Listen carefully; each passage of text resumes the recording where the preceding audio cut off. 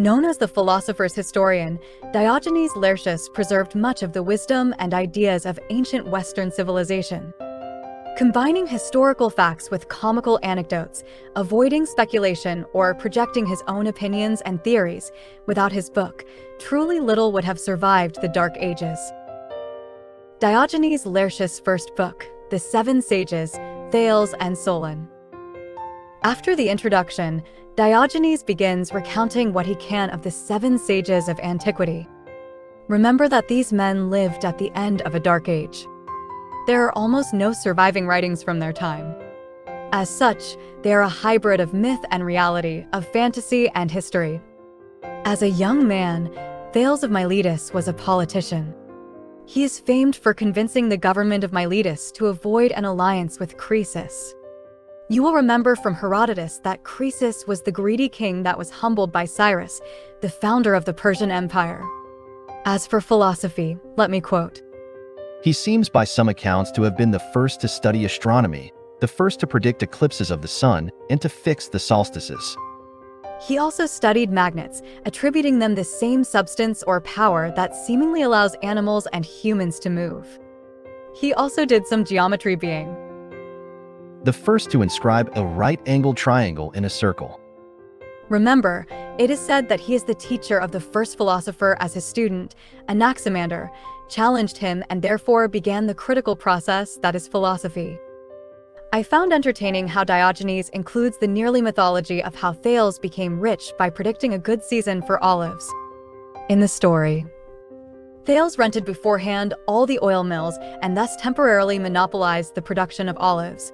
About such monopolies, as Aristotle explains, there are three kinds: those by coercion or force, such as the governmental ones, those by nature, such as geography, and those by innovation, which are the most fragile or short-lived. Never mind further details. Returning to the current text, Diogenes says that Thales had no teacher, although he might have traveled to Egypt and spent some time with some Egyptian priests. Then he provides an extensive discussion about the nearly mythology of the tripod. I will not explain all the versions of the story, or any version. Simply let it be known that the tripod is passed around among the wise men, as the Oracle of Delphi said that it belongs to the wisest man, and all being humble, none would accept it. Ergo, they were all most wise, LOL. Jocularly, as a young man, Thales fell into a ditch and a woman mocked him for focusing too much on what is above and below, but never about what is around him. I must say, that kind of things happens to the best of us, LOL. I found noteworthy a line that is often attributed to others. When asked what he is graceful for, he answers, "First, that I was born a human being and not one of the brutes. Next, that I was born a man and not a woman. Thirdly, a Greek and not a barbarian." The latter segues into a list of all his famous sentences. I will be recording most for future aphorism sculpting or simply keep them as they are. In the end, Thales died as an old man. He might have been 78 or perhaps 90, it is not known for certain. Remember, the current calendar system did not exist, and people counted the years by either elected official or the Olympiads. It is said he died peacefully as he spectated an athletic contest. Curiously, the historian attributes to him the proverb, "Know thyself." To end the account, Diogenes provides a pair of extracts of 2 letters written by the philosopher. The latter of these was written to none other than Solon, the next wise sage. Before discussing Solon, consider some of the aphorisms I crafted from the account on Thales. The more rectifying the advice, the more likely it is to annoy.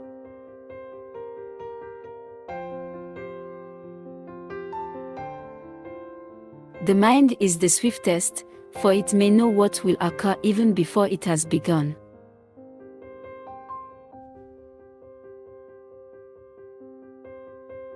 The more one blames and criticizes, the harder it is to avoid hypocrisy.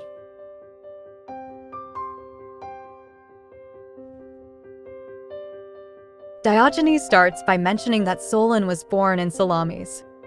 This is the same little island next to Athens where the key battle against the invading Persian Empire later took place. As a politician, The law of release was Solon's first and perhaps greatest achievement. This is the law that mitigated the practice of paying debts by way of bondage. It is fundamentally similar to the bankruptcy law that the founders of the United States instituted. Without these laws, the practice has ever been that debt results in slavery. With these laws, the burden of lending is on the lender, not the borrower. That is essential for meritocracy and capitalism, freedom. As for how Salamis came to be controlled by Athens, Solon pretended madness and in a mad frenzy publicly sang a poem in favor of continuing the war against the island. Believe it or not, the Athenians had made advocating for further war illegal. By pretending madness, Solon bypassed the law against free speech and convinced the Athenians to continue the war. After victory was achieved, Solon untombed several graves showing that the ancient dead were buried in the Athenian style, thus the island is to be considered naturally Athenian. What is more, he ordered a line added to the Iliad. Yes, when Homer says, Ajax 12 ships from Salamis command. Solon added, and fixed their station next the Athenian bands. By the way, there was always people suggesting modifications to the Iliad. Such a thing was not altogether uncommon. As you may learn from Plutarch, despite Solon's reforms, the Athenian aristocracy was deposed by a tyrant, Pisistratus. Diogenes commends the wise man for attempting all possible to secure or safeguard the people's freedom. For example, on one occasion, Solon entered the Athenian assembly fully armed and spoke these words. Men of Athens, I am wiser than some of you and more courageous than others, wiser than those who fail to understand the plot of Pisistratus, more courageous than those who, though they see through it, keep silent through fear. Unfortunately, the council and the people did not believe him or did not wish to heed his warning, and thus he proclaimed these lines. The event will show, time always tells. Who is blind and who has foresight? Diogenes then tells of Solon's travels. But not so much the travels he did after reforming the Athenian government and establishing at least the seed of democracy. Rather, travels after Pisistratus had taken power. It is at this moment that Solon meets with Croesus. This is best learned from Herodotus. Curiously, somehow, Solon also used this time to settle the city of Soli in Cilicia. The historian then quotes various letters between the tyrant and the wise sage. Pisistratus tells Solon that he is preserving all of his reforms. Likewise, that he may return to Athens without fear. However, Pisistratus will not abandon the dictatorship. This segues to a commendation of Solon's laws. There is a special highlight on a law that limited the amount of money an athlete could win in athletic competitions. Diogenes explains. It was in bad taste, he urged, to increase the rewards of these victors, and to ignore the exclusive claims of those who had fallen in battle, whose sons ought, moreover, to be maintained and educated by the state. Also, he regulated the public recitations of Homer. Therefore, he better educated the people in knowing the great text. Subsequently, the historian provides some of his famous sayings. I will be attempting to sculpt a pair of these, therefore I will only quote a few. Put more trust in nobility of character than in an oath. Never tell a lie. Pursue worthy aims. Do not be rash to make friends and, when once they are made, do not drop them. Learn to obey before you command.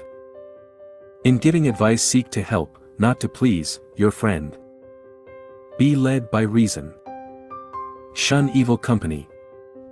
Honor the gods, revere your parents. I include this in my notes, for these kinds of things should be taken as revealing of a person's personality and sense of morality. There are also a couple of lines of a song attributed to him. Finally, Solon died in Cyprus at the age of 80. Athens was still controlled by the tyrant. He had his ashes sprayed in Salamis, which makes the playwright Carcinus say, This is my island home, my dust, men say, is scattered far and wide over Ajax's land. There are some more letters. In one of them, Solon describes how the early Athenian democracy fell, and in another he thanks Croesus for his hospitality. Remember that Thales and Solon are merely the first of 9 wise sages of such a now nearly forgotten time. Don't miss the others. Now, consider some of the aphorisms I crafted from the account on Solon. Unless the unafflicted be offended, there will not be any culprits, only victims.